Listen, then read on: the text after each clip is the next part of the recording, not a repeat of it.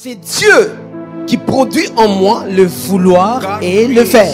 Soit il y a un ainsi dit Dieu, ainsi parle l'Éternel. Dieu me parle et j'écoute la parole de Dieu et j'exécute.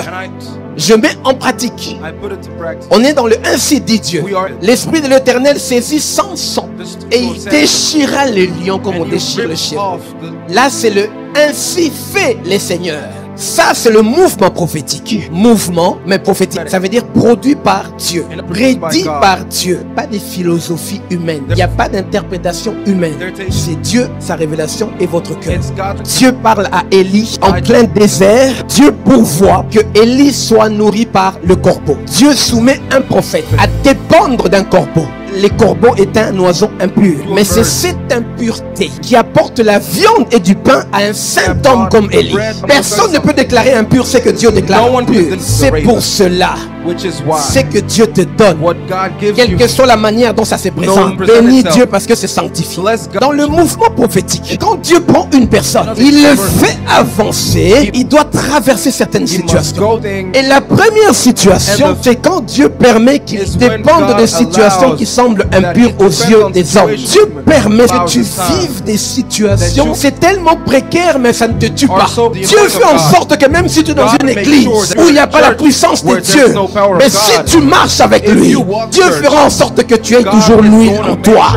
Parce que son mouvement est prophétique. Écoutez-moi très bien les amis. Dieu est celui qui t'envoie.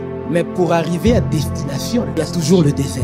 Que cette expérience va t'apporter la maturité spirituelle. Et c'est pour ça que je dis que c'est pas parce que tu as 10 000 personnes dans ton église que tu es grand. Un homme de Dieu ou une servante de Dieu est grand à cause des expériences qu'il a eues avec le Saint-Esprit. Vous devez comprendre, quelle que soit la manifestation de ce que vous vivez, Dieu répond toujours par le feu. Le mécanisme froid n'existe pas. Maintenant, il y a 3 choses. Le pardon du péché par le feu. La résurrection par le feu, la restauration par le feu. Le pardon du péché, la résurrection et la restauration sont les 3 choses qui composent ce qu'on appelle le réveil. Mais ces actions n'ont lieu que s'il y a le feu. Maintenant, je veux m'adresser à l'église. Que les hommes de Dieu entendent bien ce que je dis. Tu ne peux pas donner à l'église des dieux des salades ou des choses fraîches. L'église n'a pas besoin du frais. L'église a besoin du pain ou de gâteaux chauffés, chaud. La parole de Dieu doit être libérée toujours avec la puissance de Dieu. Parce que Dieu sait qu'il faut que la nourriture soit chaude pour redonner la vie au corps humain. Parce que quand un corps est froid, ce corps est en train de mourir. Tu vas prêcher dans toutes les nations. Power!